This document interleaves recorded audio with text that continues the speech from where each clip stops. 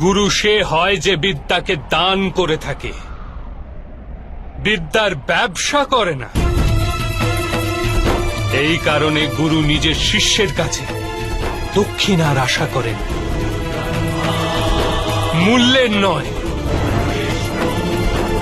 কিন্তু আপনি নিজের অমূল্য জ্ঞানের মূল্য নির্ধারণ করেছেন।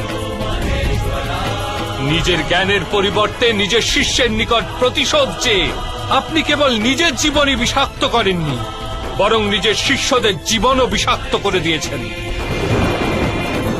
আর এ সমস্ত নিজের মোহ ও অহংকারের বশে করেছেন। আপনি গুরু নন দ্রোণাচার্য। যে ব্যক্তির হৃদয়ে অহংকার আর মনে মোহ তথা লালসা থেকে থাকে, তার হস্তে ধর্মের কার্য তো হতেই পারে না। এই কারণে মহর্ষি ভরদ্বাজ পুত্র যেরূপে প্লাবনে নিমজ্জিত ব্যক্তি কোন বৃক্ষকে আঁকড়ে নিজেকে রক্ষা করে, সেরূপ এই অন্তিম সময় ধর্মকে আঁকড়ে ধরুন।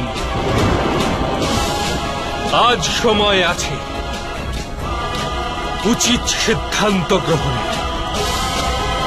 মোহ পরিত্যাগ করুন।